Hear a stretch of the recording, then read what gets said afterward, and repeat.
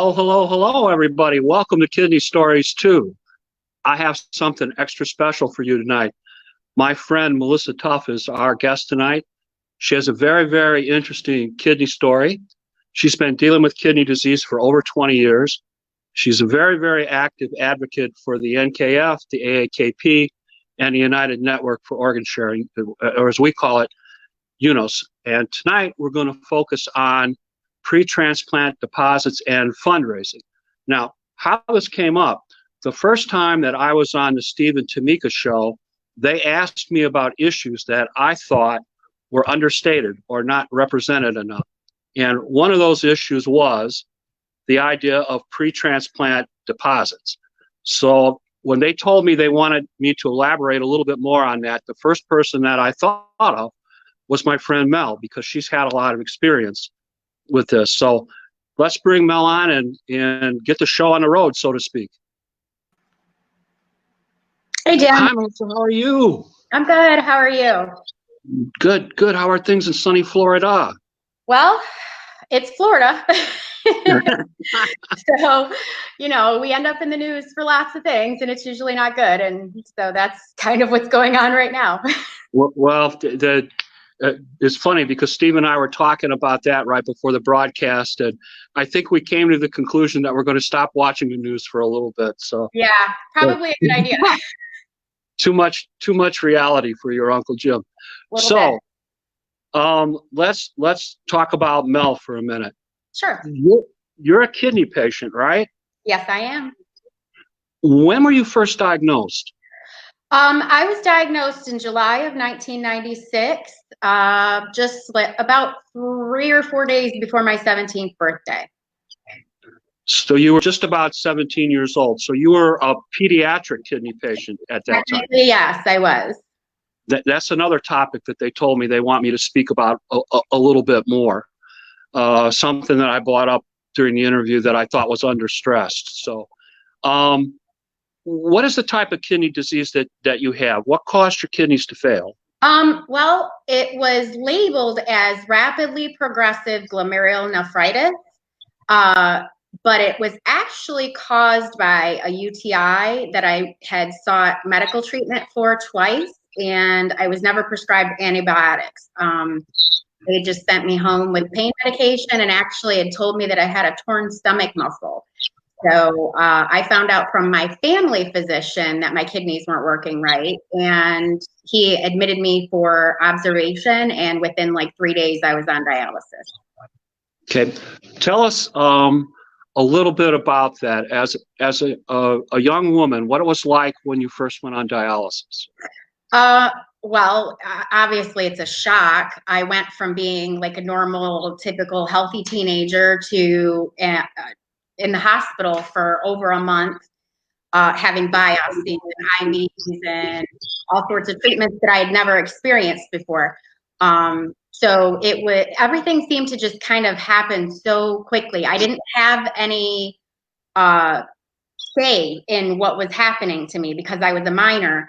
So it was like they would just come in and say, okay, we're putting a catheter in, or okay, we're doing this. And I couldn't tell them no because I wasn't really educated enough at the time, and I'd never experienced anything with kidneys. So I really just was kind of at the mercy of the medical staff. And that's sort of how I felt in the beginning.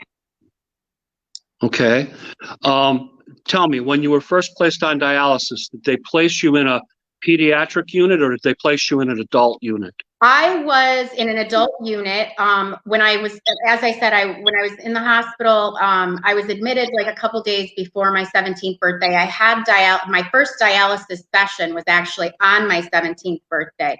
And I spent a month in the hospital. So I was being dialyzed in my room. I was in the pediatric ward in isolation because they didn't really know what caused my kidney problems. So they just had me away from everybody. And, but I was discharged and then sent to just a regular unit, and not prepared for that because I went from having dialysis in the hospital where I was not exposed to any other dialysis patients. So I didn't know what I was, what to expect.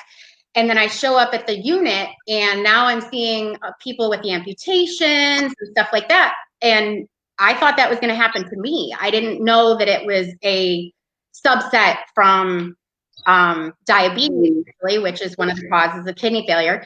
But because I didn't have diabetes, I wouldn't experience that. But nobody ever prepared me. So I walked into this unit thinking, okay, like now I'm going to have my leg or my arm cut off or something. And so it was a huge, huge shock. And I don't know that I even really dealt with a lot of it for at least a couple years, because I think I was just going through the motions. I just knew I had to go there. I had to do my treatments. I had to follow a diet. I had to take pills. And I was just kind of doing that rather than actually coping. I just didn't have the opportunity to, really. Okay. Well, Emily Hope says hi, Mel. So, you were introduced to an adult unit almost right away. Immediately. Well, pretty much immediately. Yeah. I mean, my first experience with in-center dialysis period was an adult unit, and I was the youngest patient there. I think the next person older than me was in their 40s. And so I was 17. The next youngest person, I should say, was in their 40s. So yeah, it was huge, I mean, but the other part was that some of it was comforting because it was like being on dialysis with my grandparents. They were all very caring and doting. And because I was the youngest, I think the nurses paid me a little more attention and stuff like that. So. Good. So there was some positive about it, but it had to be an initial jolt. Oh, gosh. This apparently is something that happens to a lot of pediatric patients, by the way, that are teenage patients. Unfortunate, because that was definitely one thing that, if they had just prepared me for what I was going in for, it wouldn't have been such a shock, and I wouldn't have had, I mean, I feel like there's probably a little PTSD still left from that, because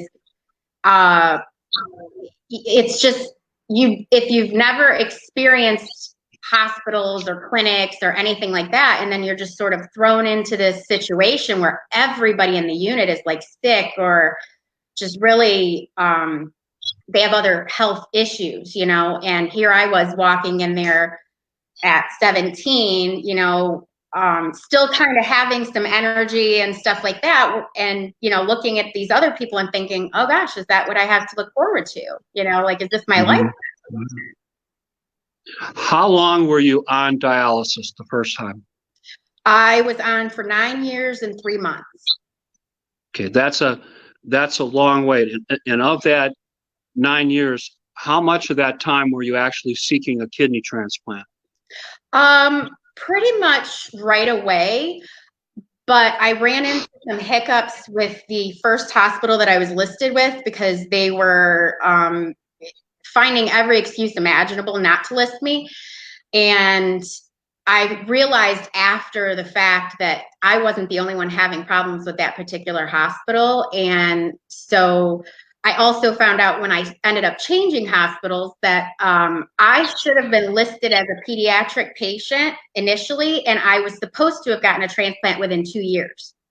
So that was very frustrating, because again, it's just information that I was never given, Okay, and just so we're crystal clear, the state that you were in at the time you initially started dialysis, that was Michigan?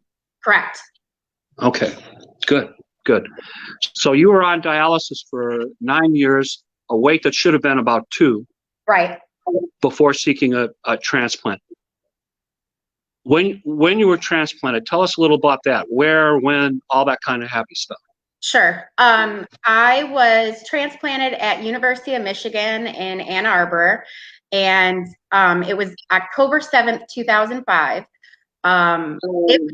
And honestly, just it was an amazing experience, to be honest with you, because the hospital cared for me so well. I was called on Thursday evening to tell me that they had a match, and this was I think my third call, but the other 2 were sort of dry runs. I was like the backup. And so I was a little apprehensive. I kept asking them over the phone, are you sure? Is this one for me? And they were like, yes, it's a perfect match. Get down here. So I was admitted Thursday night, had surgery Friday morning, went home Monday early afternoon, and went to my college class on Monday evening. Excellent. Yeah. Excellent.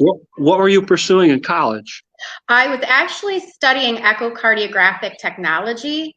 And the main reason that I ended up going to college was when I started dialysis, I was actually already living on my own. And I had dropped out of school so that I could work full time.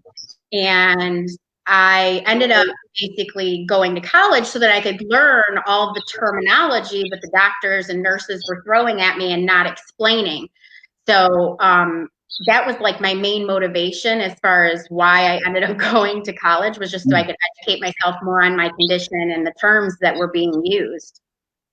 Okay. And as I recall, you and I are both grocery kids, right? My parents were in a grocery business in Cedar Lake, Indiana. You were working for a grocery store at the time? Yep. Okay. Good. My memory's not failing me, Mel. I'm getting older, but it's not failing me. How long did the transplant last? I had 3 solid years with no issues, and then I had a rejection episode, and I had no idea I was in rejection. They called me because they had gotten my recent monthly labs and saw that my creatinine was elevated, had me come down to the hospital. I ended up spending a month in the hospital. I got several thymoglobulin treatments, which I actually had a reaction to. So they had to infuse them over a longer period of time, and I had to have someone in the room with me while I was getting them. They ended up buying me time, basically. So they didn't think they'd be able to reverse the rejection initially, but they were able to get my creatinine down from 17 to 2. And that was pretty much my like new normal for the next 7.5 or so years. So it lasted a total of 11 years. Okay. Wow, that's pretty good. Yeah. I definitely don't complain about that, because I know people that have had transplants that's only lasted like 2 or 3, and some have lasted 20 or 30. So 11 was a solid number. I was told when I was first transplanted that my expectancy was 5 to 7 years. So I got more than they had proposed after my initial transplant. So. Okay. In the meantime, in this 11, 12-year period, did you change residences at that time? I did. The worst thing was that this rejection probably couldn't have happened at like a worse time. I was going through a divorce. And after spending the month in the hospital, I came back and returned to work only for my employer to fire me because I had been out for a month. And even though I was on FMLA, they just found some BS excuse to let me go because they were worried that I was going to keep missing time, knowing that I had this existing health condition. So I ended up getting let go. I lost my house, I lost my car. So I ended up having to move to Florida and live with my dad temporarily for the first time in my entire life. Okay. So you ended up moving to Florida. Yes. See, and now I know why, it's just not your last name. You really are a tough girl, aren't you? I almost feel like that I married into that name for that reason, because things have just not really ever been easy, but it is what it is. We play the hand we're dealt. Right. Okay. So we're in Florida now. Did you end up back on dialysis? Which is kind of a silly question, I know, but. Immediately, no. I was in Florida for about 5 years. Yeah, like 5 years before I ended up going back on dialysis. But I had already began researching like transplant centers in the area, because the other thing is that the listing regulations are different in every state. Like in Michigan, because their list is longer and they have less donors, you could be listed at 20% function there. Well, in Florida, you had to be below 15% before they'd list you. And I was like teetering on that line for a long time. So I wasn't able to get listed when I first moved here. I had to like basically get worse before they would put me on. Okay, gotcha. Um, when I was transplanted, one of the things I had to go through, part of the process, is they asked me questions about my financial status and my insurance status. The transplant center ask you about financial status, insurance status, those kind of things? Oh, absolutely. Um, in moving here from Michigan, I actually lost my secondary coverage. So when I moved to Florida, I was Medicare primary, and then I had a share of cost Medicaid. And actually, I didn't even get that until I started dialysis again. So I was Medicare primary when I first moved here and had no secondary coverage. So the Medicare or the Medicaid from Michigan, Florida was different because all the states can be a little different under the federal law. Okay. Yep. So as a result of their questioning, was there anything that the transplant center required of you? Yeah, actually, in addition to having a care team, which was difficult for me because I had just relocated from Michigan, and not too long after I moved here, my dad ended up moving back to Michigan. So I'm down here by myself, like I have no family. And so in addition to the care team, they went through my financials, and at the time that I finally was able to get listed, I had just started dialysis, so I wasn't able to work because I worked in the medical field and it was very taxing on me. So I was told that I had to have $12,584 in my account before I would be considered financially eligible for transplant. Okay, this is the part I want to make sure that people understand. This is the meat of the issue that we're discussing tonight. Mm-hmm. You had to have a certain amount of money in an account. Now, that was your account or their account? Well, initially they said it was my account, but then of course I explained to them that getting Medicare and any type of assistance like through state, even share of cost Medicaid, I couldn't have $12,000 in my account. I also, not having any family here, I didn't have anyone very close to me that I could trust to put that money in another account so that it wouldn't be, in my name.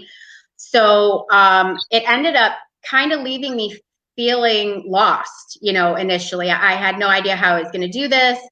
And I ended up just kind of doing some research and came across the nonprofit that they would hold the money and I would send them my bills and then they pay it. Okay. So let me make sure I understand this. Mm-hmm. You were required by your transplant center in Florida to put up a certain amount of trust in what probably is the equivalent of a trust account. Yes. And if you didn't put that amount of money up, you could not be listed and you could not obtain a transplant. Correct. So in effect, they made a decision that financially, in order for them to give you a kidney, you would have to pay them so that they were certain that costs were covered for transplant surgery and for post-transplant medications. Yep. The financial coordinator actually, she literally sat there with one of those CPA calculators and was adding all the stuff up to get to this number. That's why it was very specific. I was just kind of like $12,584. Like, how did you come to that? And it was the 6 months share of cost of my Medicaid, the donut hole portion of my prescription coverage, because apparently once they pay like $4,000 in prescriptions, I have this other portion that I'm now covered, So, and the 20% co-insurance of the Medicare. So that was how they came to that figure. So Medicare covers 80% of the costs. The other 20% of the costs are either picked up by your insurance, Medicaid, or the poor patient. Correct. Okay. All right. So this payment, it went into some kind of trust account. Are you permitted to draw on that for things that are not related to your kidney transplant? Like, say, for example, your car breaks down and you need a new transmission, or you have other medical issues, or you want to buy groceries, are you allowed to draw on the account for those things, or is that account strictly set up for kidney related issues?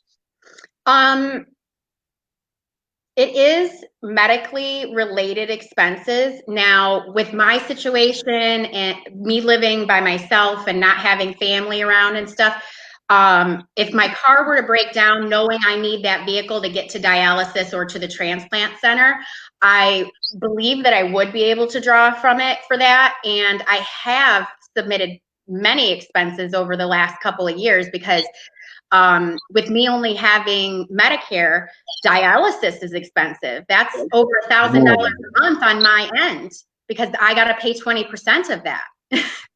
What are you paying a month for dialysis? Anywhere from 700 and something to 1,200. It just, and that was when I was doing peritoneal. And to be honest, I didn't even pay all of those because I kind of looked at it as DaVita's getting their 80%. And if they don't want to, the other problem is that if they were to have submitted my bills to Medicaid, I would have hit that share of cost every month. But in Florida, they're not required to. So because they weren't doing that, I was still responsible for the 20%. So this $12,500, $13,000, whatever it was, did you have that out of pocket? Did you have that in a bank account somewhere? Were you just able to hand it to them and say, here? Oh, no. And even the financial coordinator, she told me she felt awful having to tell people these things because even she didn't have $12,000 in her account if she, if they said she needed it for a transplant. So she really, I could tell that it pained her to have to tell people, but at the same time, because of the conversations we'd had, she knew that I would have no problem raising this money because I'm very resourceful.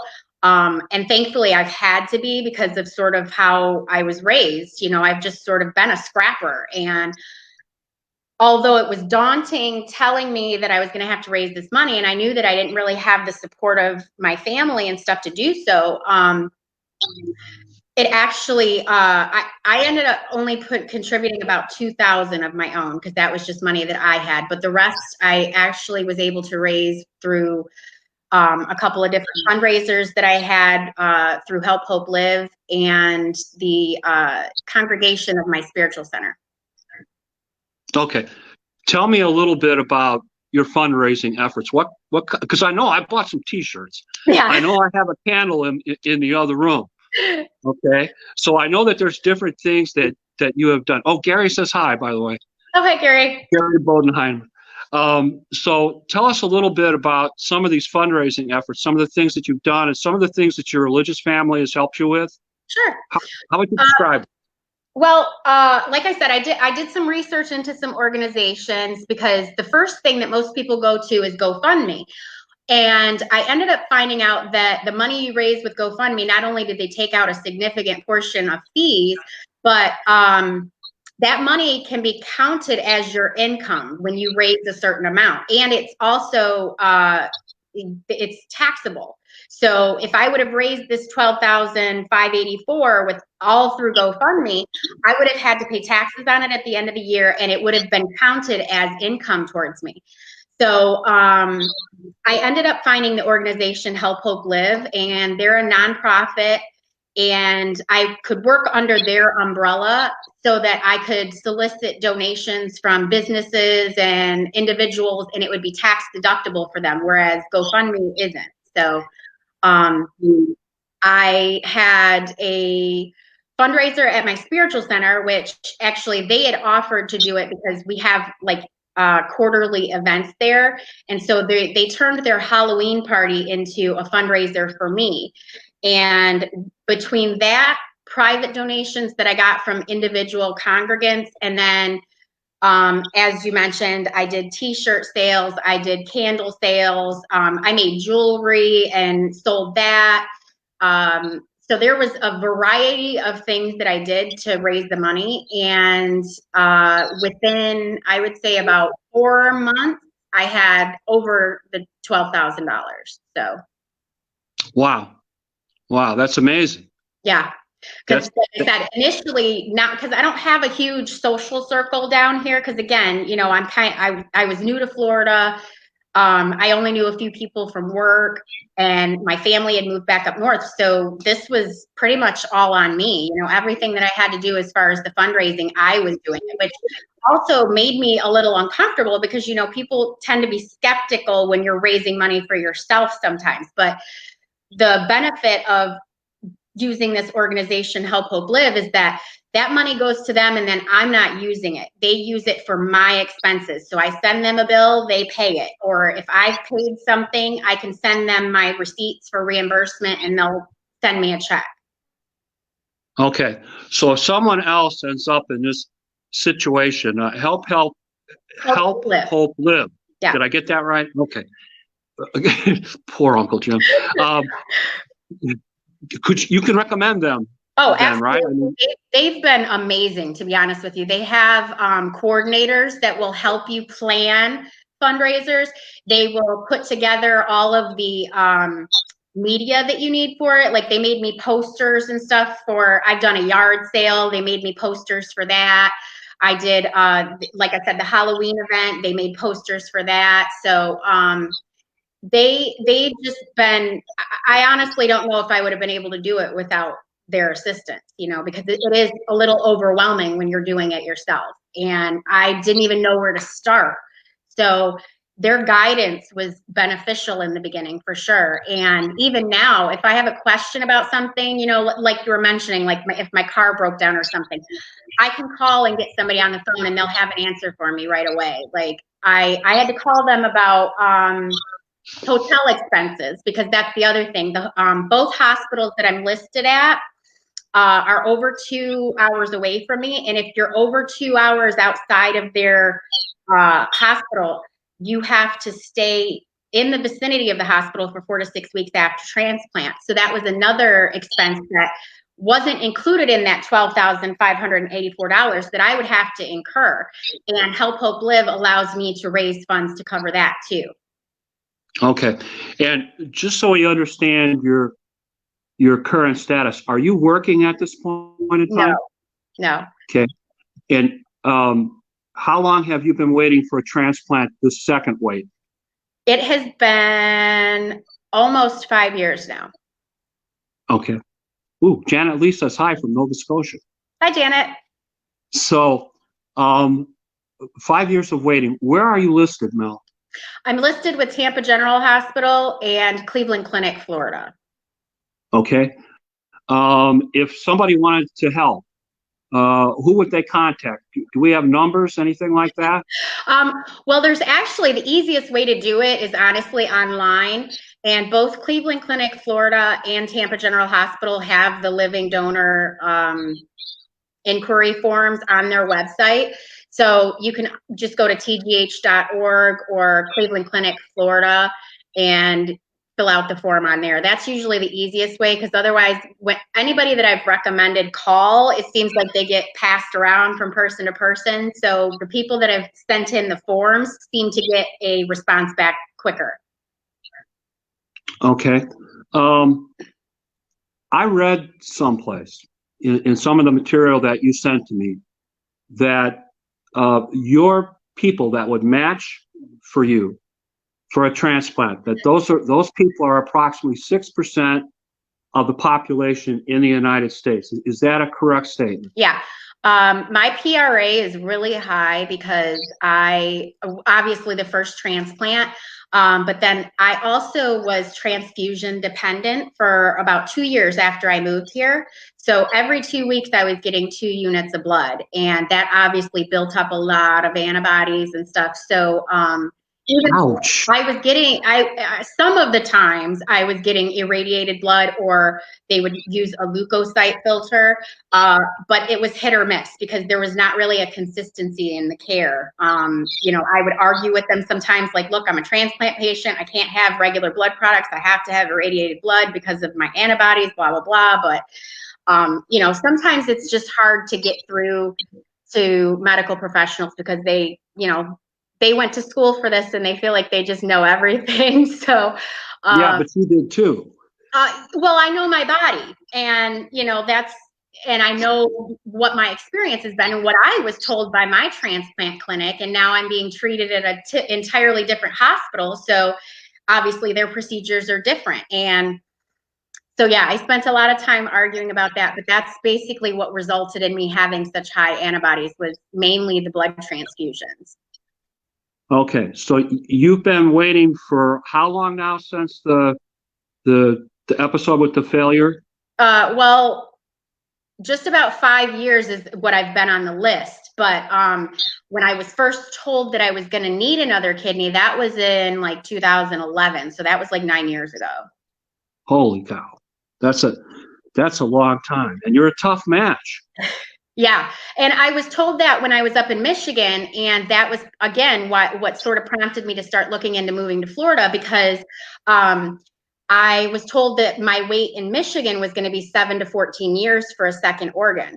And so obviously I was like, okay, well, I can't wait that long. I waited 9 years the first time. I don't really want to have to wait 7 to 14. I mean, not being impatient or selfish, but it's just a logical feeling. You don't want to have to wait that long if you don't have to. So I looked into Florida, and their average wait time when I first moved here was 3 to 5 years. So I'm already at the end of that 5 years and still haven't gotten matched. Well, I'm going to tell you, in my heart of hearts, I really believe this is going to happen for you. Oh, I really have do. no doubt that it will. I know that my purpose isn't done here. No, not at all. I don't believe that. I really think it's going to happen. Okay, let's talk about your dialysis history a little bit since the time that the kidney failed. I know you've been through a little bit with your dialysis stuff. Can you explain to us what's happened? Sure. Well, when I was on dialysis for initially the 9 years, I was never told about home options. And I was really upset about that going into it this time, because if I had known that was an option all along, I would have been doing that back then. But so this time, having more education, being a little more experienced, doing my research, I decided to go to peritoneal. And so I did peritoneal for about 4 years, and I got an episode of peritonitis probably just about a year ago now. And shortly thereafter, I ended up getting a tunnel infection. So I had to have the catheter removed, had a new graft placed, and I'm now on in-center hemodialysis, and I begin training for solo home hemo on the 13th. Okay, I understand now that you actually insert your own needles. Is that correct?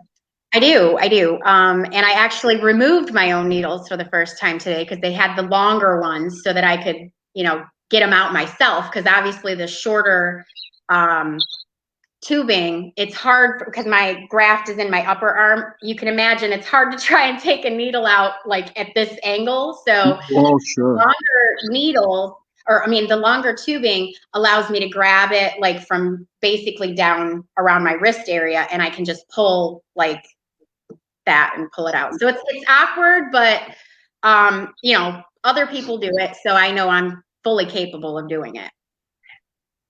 Okay, that's great. So people understand when we're talking about dialysis needles, are you on a 15 gauge needle or something else? 15s, yes. And it's funny because when I was on dialysis the first time, I didn't even know there was different needle sizes. I started on 14s, and that's all that I had was 14 gauge needles. So this time, like my first couple times, I used 17 gauge, but now I'm doing the 15s, and they're not that bad. And I'm allergic to the cream to numb your skin. So I've had to just do it from day one without any type of numbing or anything like that. Okay, so you're, like I said, you're a pretty tough girl. Yeah, I just have to be, I guess. Okay, now I also read, because your Uncle Jim reads your stuff. I also read that recently you've changed dialysis centers. Can you Yeah. talk about that shift a little bit?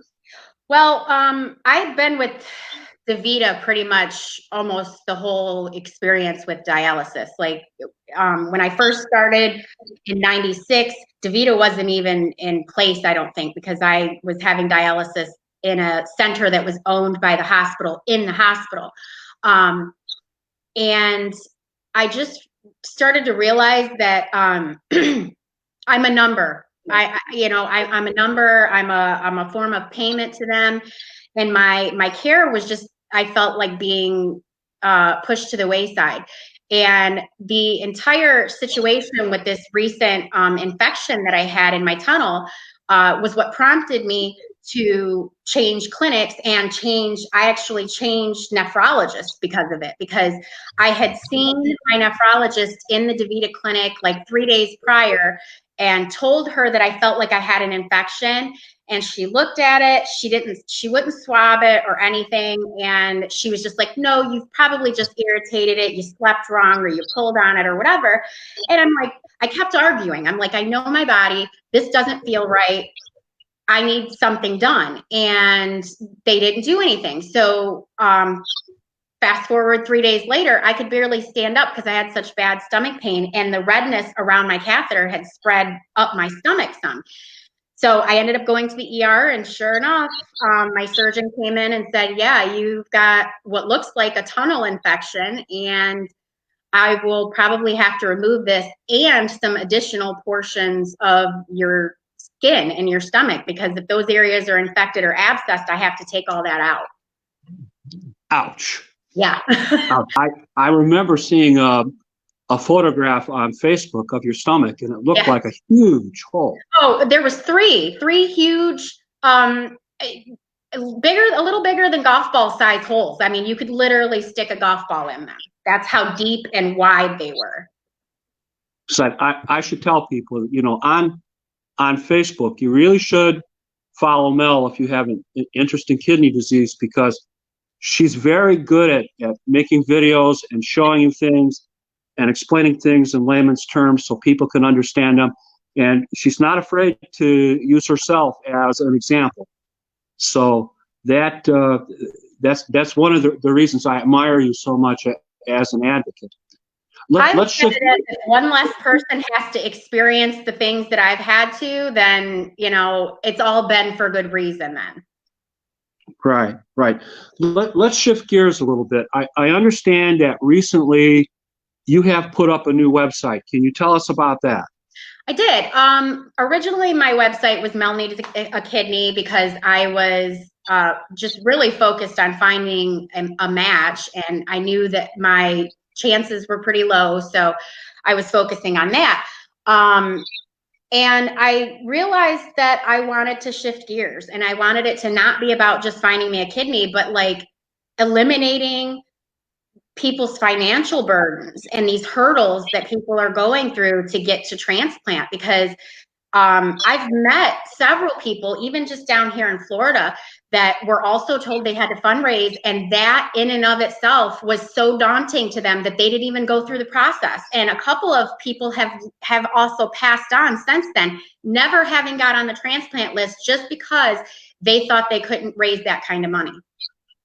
Well, it always has disturbed me, because when you and I were young advocates and we were working with the National Kidney Foundation, they would drill into us the fact that no one should buy and sell a kidney. Right. That other kinds of accommodations were okay, tax breaks, reimbursement, that sort of stuff. But selling a kidney like they do in Iran, since my friend Steve likes the international thing, selling a kidney like they do in Iran is strictly verboten. And here, when people go to a transplant a center and they're either sickly or poor, or in your case, for example, a shift in Medicaid coverage, a shift in insurance coverage, and you're dealing with being alone at such a young age, they're telling you in effect that to get on the list, you are going to have to pay us. You are going to have to put up a certain amount of money up front. And from everything I've read, that's approximately 15,000 to maybe 30,000 Yeah, so on in all average. actuality, it's almost cheaper for you to just go buy a kidney from Iran. Well, and the other thing about that, I'm wondering, does the center spot check every once in a while the amount of money that you have in your account? Do they make sure that you maintain a certain level? Can they put you on hold? Can they take you off the They list? absolutely How does that work? they can absolutely put you as inactive. And I was told that I had to maintain that minimum balance. I've since raised over 19,000 with Help Hope Live. Just because, again, I've had to submit dialysis expenses. Whenever I'm in the hospital, I got to pay 20% of that. Like my recent hospital stay when I was in there for the surgery and the wound back and all that stuff, that cost me about $4,000. So, knowing that I've had to submit certain expenses, I just have continuously fundraised so that I know I don't ever drop below that 12,000 and give them an excuse to pull me off. And so people understand, you're not at that magic age yet. My mom told me to never ask this question of a woman, but you're not like your Uncle Jim. You're not over 60. You're not 65. I'm 40. I still have a few years to go before I'll qualify for Medicare, like just out of that. Yeah. Okay. So that is why you have the shortfall when you are on dialysis. And what are you paying every week, every month? How does that work? I get a bill every month. Since I changed clinics, though, I haven't gotten anything from them yet because this clinic is smaller and much more patient geared. I've never been in a clinic where I saw the facility administrator out cleaning machines, dropping people into T-Bird, passing out and stuff. Like the guy that runs this clinic is very involved. And he assured me that they would submit my expenses to Medicaid so that I would meet that share of costs. So I may not be billed from this new clinic like I was with Awesome. Awesome. Just so we do a shameless plug, what is the name of the clinic? I mean, I think it's a new chain clinic, right? If I understand correctly. Yeah, it's the clinic that I go to is Cape Coral Kidney Care, but they're under American Renal. Okay, and I hear good things about them. I hear they're much neater and cleaner and more patient oriented. So I'm pleased for you about that, because I remember I saw things on Facebook where you were showing the condition of the chairs and the condition of the floors and the attitude of the staff. I was labeled as a problem patient by DaVita, and they literally put me in the isolation room to try and keep me quiet because they didn't want me to be taking pictures of the blood that was on the floor for 3 days or the blood that was in somebody's chair for several days. Or the nurses wearing flip-flops to work. You know, I mean, there was lots of things that I was calling them on that was just not a standard of care that I felt was reasonable for us patients. And as you know, a lot of people are afraid to speak up about stuff like that because of the repercussions. And honestly, I just don't care because I look at it as, you know, somebody has to say something. And if that means that I get treated differently because of it, so be it. You know, then I guess I'm just going to be that problem patient, but you'll know not to screw up around me, I guess, right? Right. That's my buddy, the advocate. I love that. I love that. Let's talk a little more about your website. Tell me about the new website that you just put up. It's kind of interesting. Yeah, I'm excited. I switched it from Mel Needs a Kidney to Mel's Hope. And my hope is that these financial barriers to transplant will be removed. And until that can happen, I am dedicated to empowering other individuals and helping them fundraise and advocate for themselves so that nobody has to feel that they can't get a transplant because they can't afford it. Because that's, I mean, when you're dealt something as traumatic as a chronic condition like kidney disease, the last thing that you want to have to think about is how am I going to pay for this? And knowing that, you know, we're already covered by Medicare, like it just makes no sense to me that they would still want to come after somebody who's already at a disadvantage for a measly 20% when they're already getting the 80%. You know, it's it's crazy to me. So I'm really dedicating my new website to, like I said, empowering individuals and helping them fundraise. And I'm in the process of establishing a nonprofit of my own, and that will be linked to the website at some point in the near future. So I can actually help others fundraise, like physically, and be able to put that money in that nonprofit. Okay. I come to you. I need you to help me fundraise. I need to put up a pre-transplant deposit in some way, shape, or form. What are some of the ideas for our friends out there about how to fundraise? What advice would you give, a lonely old kidney patient like your Uncle Jim? Well, the first thing is, like I said, I think it's important to kind of get involved either with a nonprofit if you know of one that you can work under, like I did with Help Hope Live, because that allows you to go and solicit more donations. And when you're under that nonprofit umbrella and it's a tax deduction, organizations are more apt to give you things to raffle off or auction at say an event. So like in my case, what I found to raise the most money in the quickest amount of time was to hold some type of an event, whether it means at your church or if there's a rental hall or something. You can always get the fees that you would need for like a hall or something. You can have them donate that as an in-kind donation. So there's lots of opportunities to hold events like that and stuff. And you can go to local golf courses and hotels and stuff like that, which is what I ended up doing. And I had several golf packages that were worth, $1,000, $2,000. I had hotel stays donated, and those are big ticket items that can raise a lot of money in a really short amount of time. Very good. Very good. Excellent. Excellent. So this is the long range goal. This is the precursor to a not-for-profit. Yes. Okay. Okay. And we're doing this specifically to help people with issues like pre-transplant deposit. Yes. Okay. Steve, do we have any questions from the audience today? Anything that's come up that we can talk to Mel about?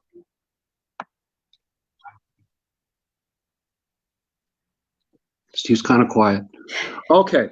I'm going to let you go then Mel. Nope. Nope. Thanks, Steve. I'm going to let you go. I got to talk for 10 minutes, but that's okay. Can you believe that Steve Belcher is going to let me talk about politics on his show? Can you imagine your Uncle Jim talking about politics with a straight face? Subject, and I'm glad that I'm exiting it right now, then, because there's a lot of politics in Florida. Okay. Yeah. Yes, there is. Yes, there is. But I did want to say thank you. I appreciate very much your coming on, and I appreciate you educating us about this very important issue. And my position is that transplant centers should not charge people to remain on the list, get on the list, stay on the list, or get transplanted. That is contrary to our whole philosophy. It's un-American, frankly. Yeah, it's undemocratic. So I'm going to talk about that for about 10 minutes, and then right. Steve's going to kick me off. No worries, no worries. I knew right away when this issue came up that I had to have Melissa Tuff because I knew that you would explain it well. Well, thank you. I appreciate you thinking of me, and thank you, Steve, for having me on the show. Okay, you take care, Mel. We'll talk soon. Thanks, you too. Bye-bye now. All right, everybody, let's talk a little bit about this, a little politic, if you will, kidneys and politics. Why do transplant centers require pre-transplant deposits? Well, because they want to make sure, first of all, that you can afford that kidney transplant. And second of all, that you can continue to pay for the anti-rejection medication after they give you the transplant. So And what kind of costs are they charging you? You know, they charged Melissa $12,500. I wrote a blog about this. I'm going to recirculate it. Wrote it last October.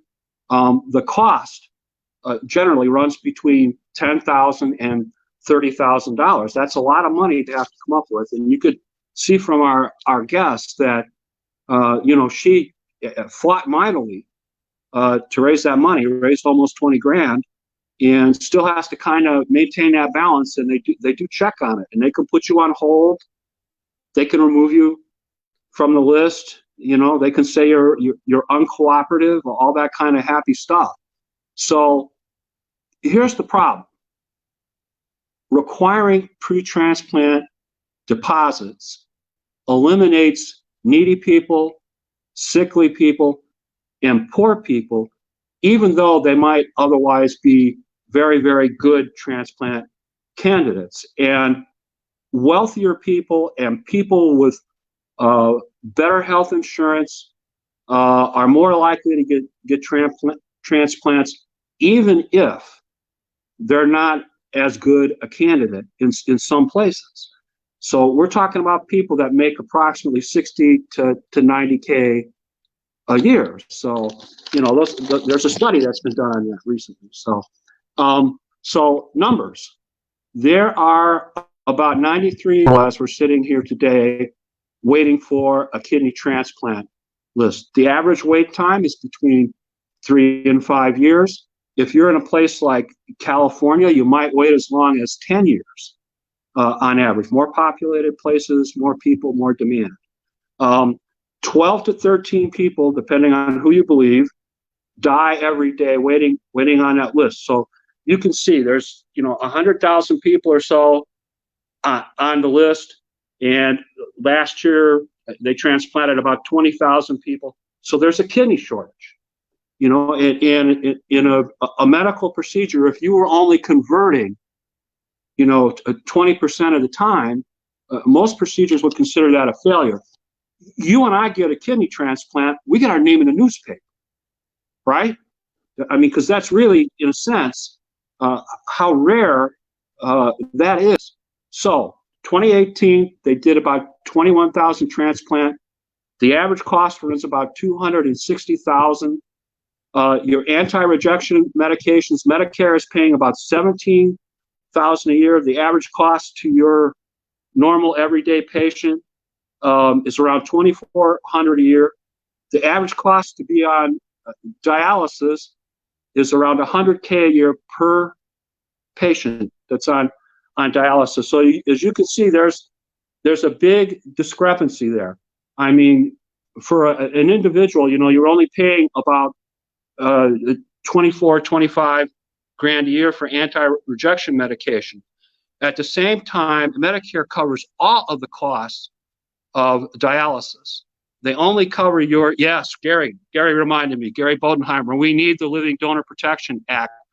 You know, don't be afraid to go to the NKF site and write your congressman, write your senators, and tell them that to vote yes. And before Cyrus the virus showed up, we had a better than average chance of getting that passed this year. So our advocates, guys, our fingers are still crossed for all of us. But so you understand, Medicare will only cover those costs, your anti-rejection med costs, for the first 36 months. And then either your other insurance has to pick up, Medicaid has to pick up, or you are on your own. And that's a tragedy. So, you know, like Mel told us, 80%, 20%. Medicare will pick up 80, then you're responsible for that 20. There was a recent study that was done under the auspices of the CDC, and from that study, if more people were transplanted as opposed to going on dialysis, remember when we talked about with Kent, pre-dialysis transplant, this is why. More people get transplanted than are on dialysis. Over the period of a decade, the study that under the auspices of the CDC said there could be a savings of up to $734 million, up to $120 million. And they might have underestimated. There was a second study that talked about $300 million. So it's very, very important. One, that we do something about this pre-transplant deposit situation, and two, we do something about the 3-year coverage for your immunosuppressant drugs. Your immunosuppressant drugs, your anti-rejection drugs should be covered the entire life of your kidney transplant. And that would be the fair thing to do. And as you've just seen, that is the cost-effective thing to do. And more to the point, it's the healthy thing to do for kidney patients. Okay, so this is your Uncle Jim. I appreciate you taking time to tune in. I hope you found this helpful. The next time I'm on, I think, is the 24th of April. We have something extra special for you. We're going to have the guy on that is running the international aspect of the American Association of Kidney Patients. He's a past president of the American Association of Kidney Patients, Paul Conway. We're going to talk about a whole plethora of issues. We're going to get into global situations and differences between countries and states within countries about transplant and common issues to kidney patients. You definitely want to check that out. Sometime soon, I'm going to have on my friend Amanda. Amanda has a remarkable kidney story. Like Mel, she was a young patient. She has had 2 transplants, and she's doing well right at the moment. She's studying for her PhD, so she's real smart. I'm going to have to put my Poindexter on for that interview, so you be ready. But at any rate, I hope you're enjoying these shows. I'm trying to bring things to you that are a little different. Maybe you're not familiar with. I'm trying to raise some issues that are not common or not commonly discussed or not discussed enough in the kidney community. I'll also bring some folks who are seeking that we can help out, and hopefully, we'll all continue to raise awareness. So look for my blog on